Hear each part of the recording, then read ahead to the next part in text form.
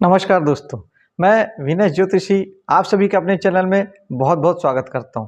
दोस्तों हम बात कर रहे हैं 2025 के राशिफल की और हम पहुंचे हैं धनु लग्न पर।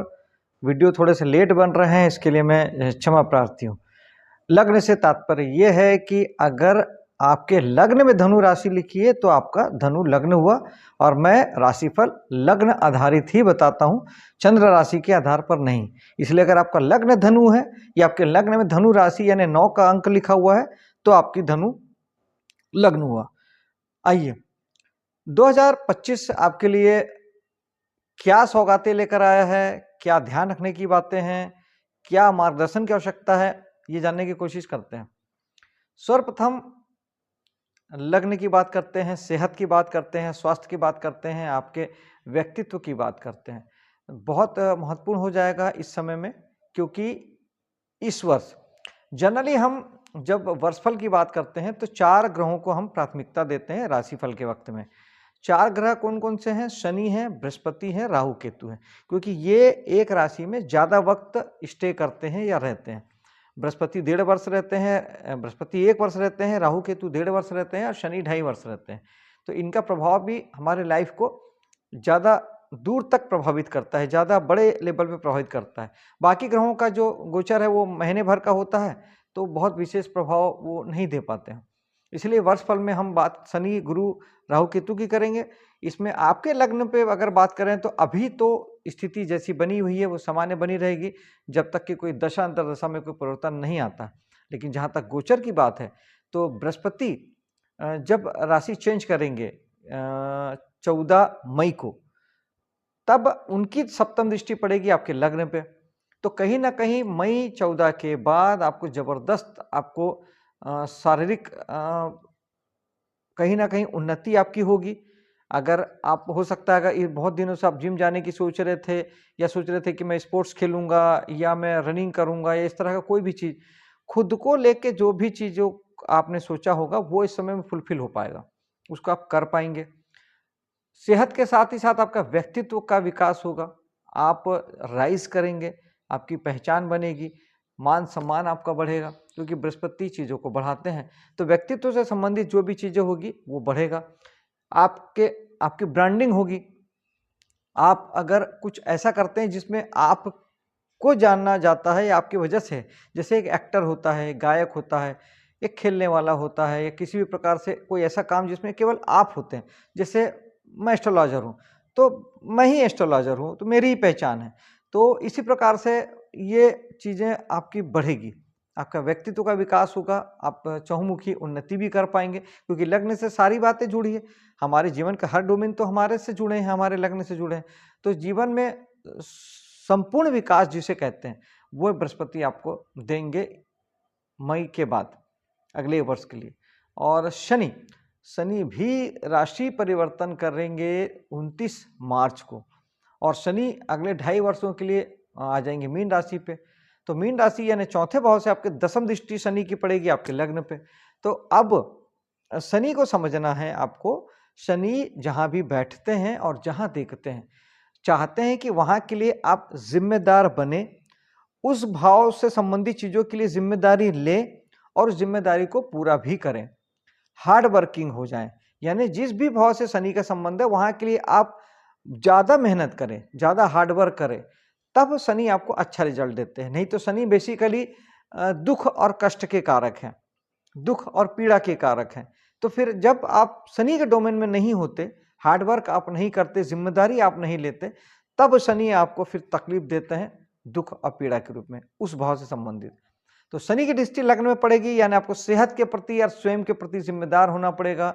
किसी भी प्रकार से अपने आप को नेग्लेक्ट नहीं करिए, अपने आप को नजरअंदाज ना कीजिए। खुद से संबंधित जो भी चीज़ है सबसे पहले महत्व खुद को दीजिए। अब बृहस्पति तो फिर मई में आए ही रहे 1 वर्ष के लिए आपके जीवन को राइजिंग के लिए, आपको आपके, तो जब आप खुद को महत्व देंगे तो फिर देखिएगा कि शनि या बृहस्पति दोनों मिलके क्या आपके जीवन में 4 चांद लगाते हैं। धन बहुत महत्वपूर्ण स्थान है, धन की ओर चलते हैं, सेकंड भाव की ओर चलते हैं, जो हमारे कुटुंब परिवार धन का होता है, वाणी का होता है। बृहस्पति की ऑलरेडी दृष्टि अभी पड़ रही है, अभी आपके बृहस्पति वृषभ राशि में 6ठे भाव में है, वहां से नवम दृष्टि से धन भाव को देख रहे हैं, तो अभी धन की पोजीशन को वो अच्छी बनाएंगे, पैसा कहीं ना कहीं से आपके पास आ जाएगा, पैसे की सारी ज़रूरतें आपकी पूरी हो जाएगी। ये पैसा कर्ज के रूप में भी आ सकता है, क्योंकि बृहस्पति छठे बैठे हैं, तो बहुत हद तक वो कर्ज से भी आपको पैसा उपलब्ध करा देंगे। और चूंकि वाणी का भाव भी है, तो और छठे भाव से बृहस्पति देख रहे हैं, तो छठा भाव हमारे वाद विवाद का होता है, और वाणी के भाव में बृहस्पति की दृष्टि, यानी थोड़ा सा वाद विवाद से बचिएगा, अवॉइड कीजिएगा, वाद विवाद की स्थितियां बन सकती है। लेकिन फिर भी कहीं ना कहीं बृहस्पति आपकी वाणी को अच्छा करेंगे, क्योंकि बृहस्पति चीज़ों को बढ़ाते हैं। तो आपकी वाणी से आपकी गुडविल बनेगी। जिस जिस तरह से लोग कोई प्रवचन देता है, कोई उपदेश देता है, वाणी संबंधी कोई काम करता है, कोई गाना गाता है, कोई उद्घोषक का काम करता है टीवी में, फिल्मों में, तो आपको बहुत ज़बरदस्त सफलता भी मिलेगी और वाणी आपकी पहचान भी बनेगी। कुटुंब परिवार में बढ़ोतरी संभव है, बृहस्पति की दृष्टि आपके कुटुंब और परिवार में बढ़ाने का दमखम रखती है। तो आपके कुटुंब परिवार में कोई नए बच्चे का या किसी नए बहू के रूप में किसी बिटिया का आगमन आपका हो सकता है।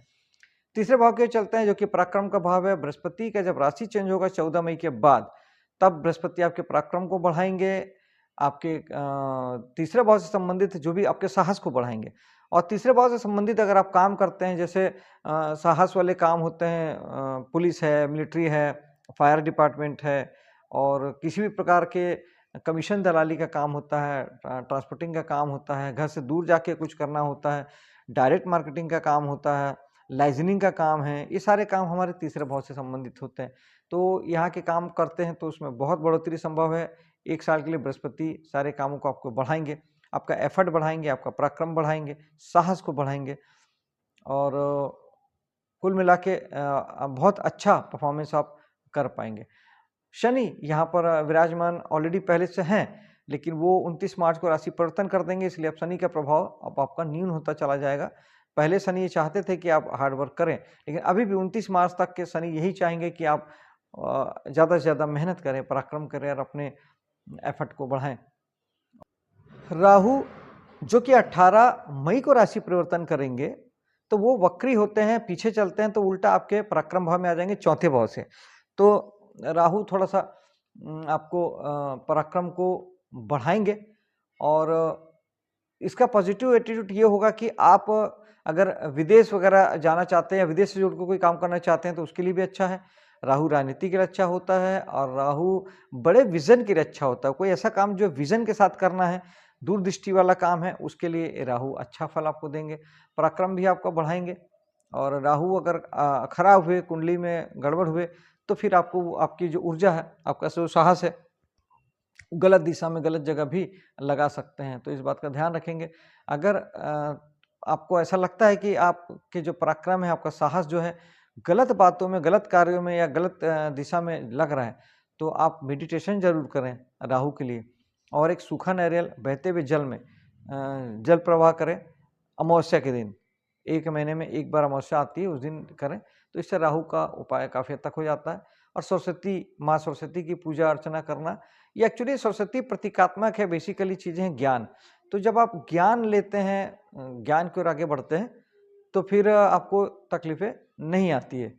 आगे चलते हैं चौथे भाव की ओर। चौथे भाव में फिर वही कि शनि जब राशि परिवर्तन करेंगे, तो शनि 29 मार्च को आपके चौथे भाव में आ जाएंगे।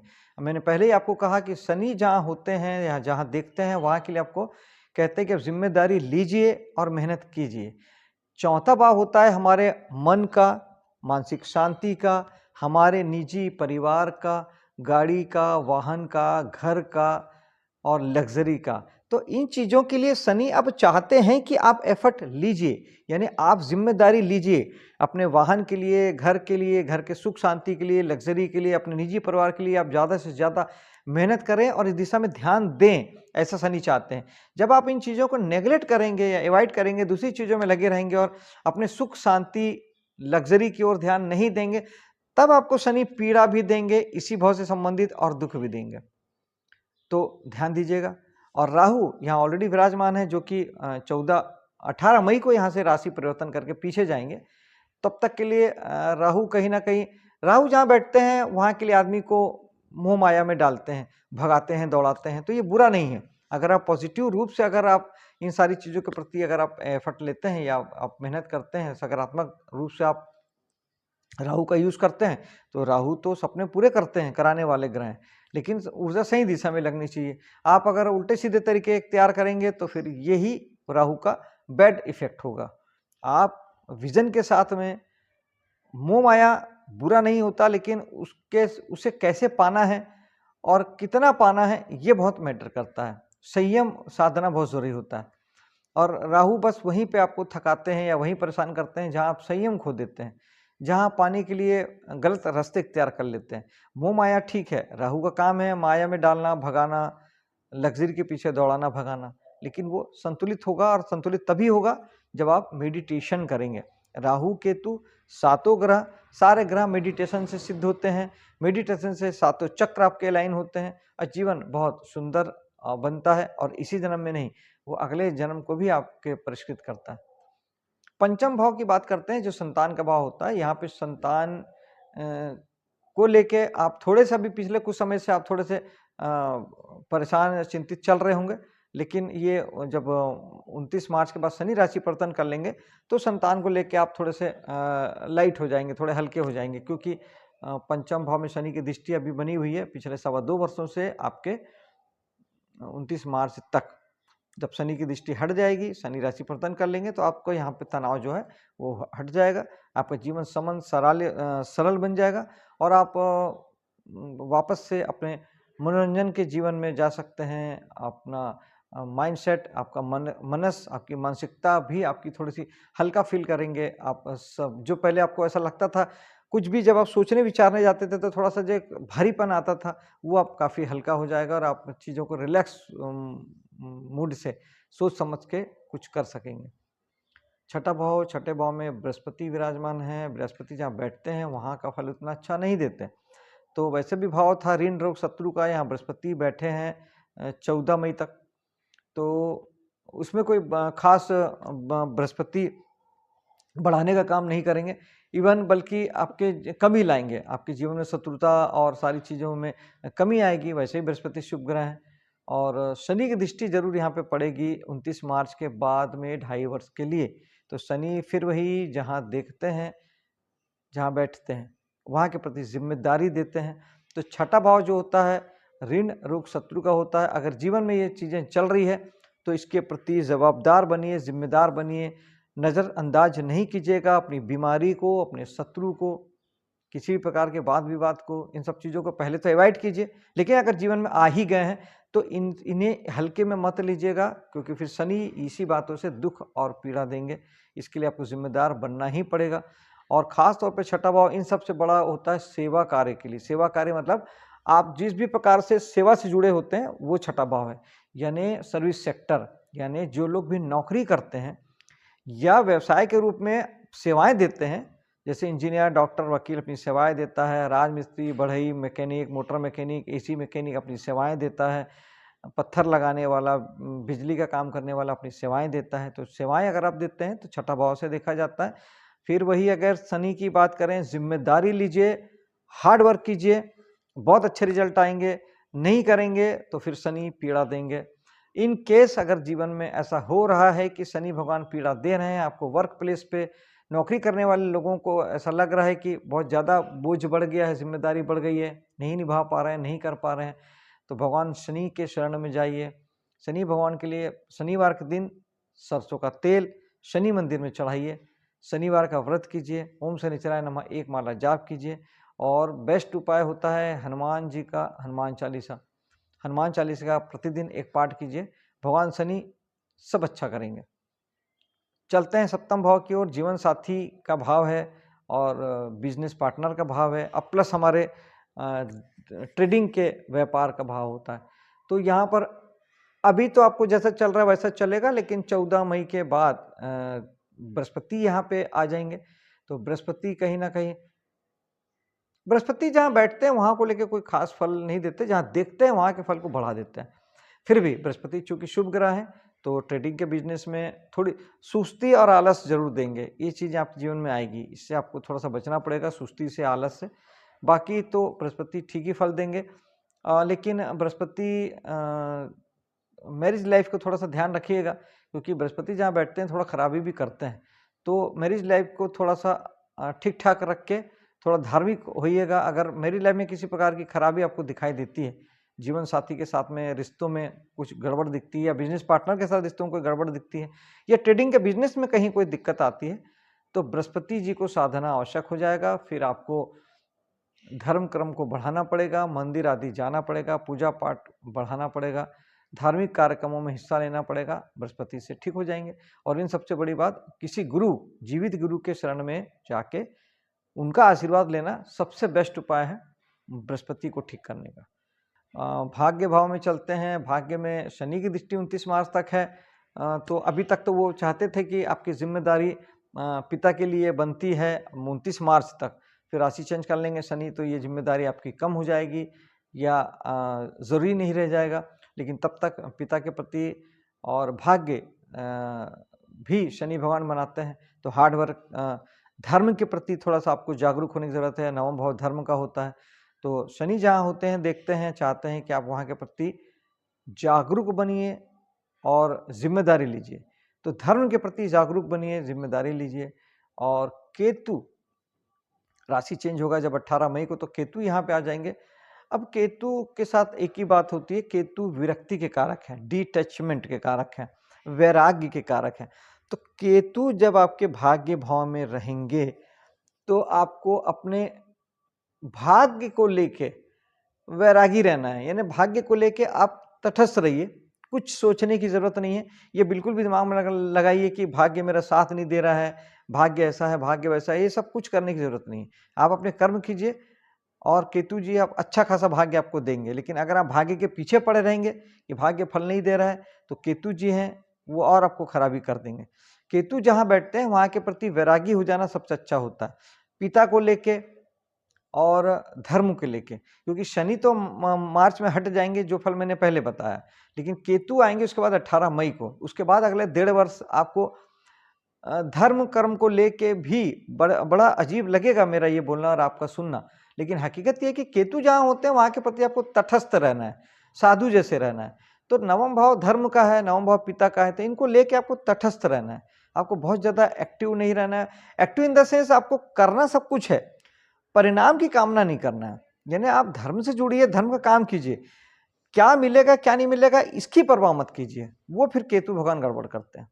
बिना किसी अपेक्षा के, बिना किसी आशा के उससे आप काम करिए, बिल्कुल निष्पक्ष न्यूट्रल होकर काम करिए, तो आपको कहीं कोई दिक्कत नहीं आएगी, उल्टा केतु जी अच्छा फल देंगे। लेकिन वर्तमान में ये केतु आपके 10वें भाव में बैठे हुए हैं, जो कि 18 मई तक तो रहेंगे। और केतु जहाँ होते हैं वहाँ के लिए डिटैचमेंट अगर आप नहीं खुद से करते तो केतु करा देते हैं। तो अभी पिछले 1 वर्ष से तो आप इस बात को समझ पा रहे होंगे कि काम धाम को लेकर आपका मन नहीं लग रहा होगा, विरक्ति होती होगी, डिटैचमेंट होता होगा, काम में बदलाव हुए होंगे और काम बदलने का आपका मन करता होगा। ये सब केतु जी करते हैं। तो उसके लिए तरीका फिर यही होता है कि आप काम धाम को लेकर कोई सपने मत सजाइए, कहीं पहुंचने का मत सोचिए, केवल अपने काम को करते रहिए। तो शनि आपको, केतु आपको आपके कामों से बिल्कुल नहीं हटाएंगे। ये सब काम आप जब नहीं करेंगे तब आपको केतु तकलीफ देंगे। केतु जहां बैठ गए, एक लाइन की बात है, वहां की चीजों को लेकर आप तटस्थ हो जाएं, सपने मत सजाइए, क्योंकि सपने राहु के काम हैं, भविष्य राहु का काम है। केतु का काम भविष्य राह और सपने नहीं है। केतु वर्तमान है, केतु योगी है। वर्तमान में जीना, मिल गया खा लिए, नींद आ गया सो गए, ना अभी की चिंता ना कल की चिंता, वो लाइफ आपको जीना पड़ेगा कम से कम मई तक। और शनि की दृष्टि 29 मार्च के बाद पड़ेगी, जब शनि राशि चेंज करेंगे, तब सप्तम दृष्टि से शनि 10वें भाव को देखेंगे। तो अगले 2.5 वर्ष आपको बहुत जिम्मेदारी लेनी है काम की, बहुत मेहनत करना है और जागरूक रहना है।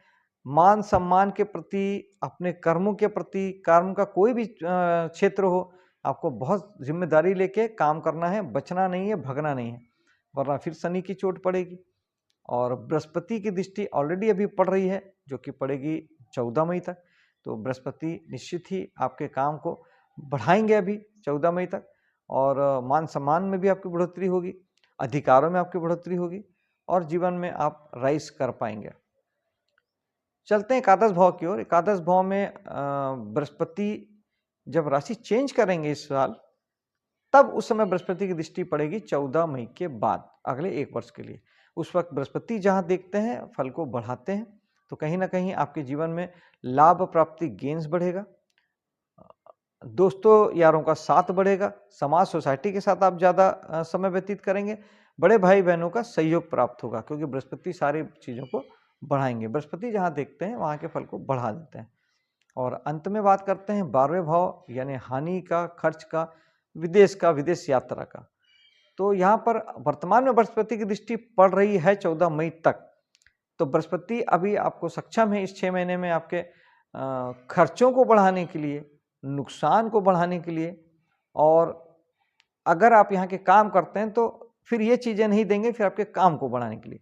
यानी अगर आप विदेश से जुड़ कर कोई काम करते हैं, विदेश में हैं, विदेशी कंपनी में कोई काम करते हैं, किसी भी प्रकार का आयात निर्यात का बिजनेस करते हैं, तो बृहस्पति इसे बढ़ा देंगे, बहुत अच्छे रिजल्ट आपको आएंगे। योगा टीचर हैं, योग से जुड़ कर कोई काम करते हैं तो आपका काम बहुत अच्छा होगा। हॉस्पिटल उद्योग से जुड़ के काम करते हैं, जेल से जुड़ के कोई काम करते हैं तो आपका बहुत अच्छा राइज होगा, बहुत अच्छा काम होगा। इन्वेस्टमेंट करते हैं, इन्वेस्टर की भूमिका में हैं, तब भी आपके लिए ये समय अच्छा होगा। लेकिन जब इसमें से कोई भी काम आप नहीं करते 12वें भाव के, उस स्थिति में जो 12वें भाव का नैसर्गिक फल है हानि और लॉसेस, खर्च, तो फिर बृहस्पति धर्म कर्म के कामों में आपके खर्चे बढ़ाएंगे। यानी आप खर्चे भी होंगे तो आपके पूजा पाठ, ध्यान, धर्म, आश्रम, मंदिर, ये सब चीज़ों में आपके पैसे ज़्यादा खर्च होंगे। गुरु पूजा में आप पैसे खर्च कर सकते हैं, दान दक्षिणा में के बहुत पैसे जा सकते हैं, और साथ ही हॉस्पिटल वगैरह, रोग बीमारी में भी बृहस्पति पैसे खर्च करा सकते हैं, क्योंकि बृहस्पति शुभ या शुभ नहीं देखते हैं। बृहस्पति जहाँ देखते हैं वहाँ के जो फल इसको बढ़ा देते हैं, उसे छांटते नहीं कि कौन सा अच्छा है कौन सा बुरा है। तो ये सब तब होगा जब आप वहाँ की चीज़ों को यूज़ नहीं करेंगे। लेकिन अगर आप किसी भी प्रकार से 12वें भाव का यूटिलाइज़ करते हैं, कुछ नहीं तो कम से कम प्राणायाम कीजिए, ध्यान कीजिए, योगा कीजिए, तो आपको 12वां भाव एक्टिवेट रहेगा। और विदेशों से जुड़ना मतलब जो लोग यूट्यूब में काम करते हैं, इंस्टाग्राम में काम कर रहे हैं, वो भी विदेश से ही जुड़ के काम कर रहे हैं, क्योंकि सारा चैनल तो सब अमेरिका से ही चल रहे हैं। और इसके अलावा अगर आपको रोग बीमारी परेशान करती है तो आप अपने घर के आसपास जो बड़ा हॉस्पिटल होगा, हफ्ते में 10 दिन में एक वहाँ चक्कर मारिए और वहाँ का कैंटीन से पानी पी के, चाय पी के आइए, रिसेप्शन में आधा घंटा बैठ के आइए। तो ये आपको काफ़ी हद तक आपको हॉस्पिटलाइज्ड होने से बचाएगा, बीमार होकर अस्पताल होने से बचाएगा आपको, क्योंकि उस बृहस्पति चाहते हैं आप अस्पताल जाएं, आप अस्पताल होके आ जाइए तो बात खत्म हो गई। ये ज़रूरी नहीं होता कि फिर आप बीमार होके जा रहे हैं या किस तरीके से जा रहे हैं। इसके अलावा खर्च की जहाँ तक बात है, आप अगर खुद से पैसे इन्वेस्ट करते हैं, खुद से पैसे खर्च करते हैं, तो फिर और खर्च नहीं होता। जब आप पैसे इन्वेस्ट नहीं करेंगे, पैसों का खर्च नहीं करेंगे, तो आपके पास जितना एक्स्ट्रा पैसा आएगा वो सब लॉस हो जाएगा या खर्च हो जाएगा। तो आप अगर खर्च करेंगे तो खर्च तो हर प्रकार का खर्च ही होता है। आप उसे इन्वेस्ट कर देंगे तो वो भी खर्च है। तो वो फिर आपका इन्वेस्टमेंट जो है वो खर्च में चला जाएगा, लेकिन एक समय के बाद वो सारा पैसा आपका वापस आ जाएगा, क्योंकि इन्वेस्ट कर रहे हैं आप। मेरे वीडियो को लाइक शेयर कीजिएगा, मेरे चैनल को सब्सक्राइब कीजिएगा। मिलता हूँ आपसे अगली वीडियो में, तब तक के लिए जय हिंद, जय माता दी।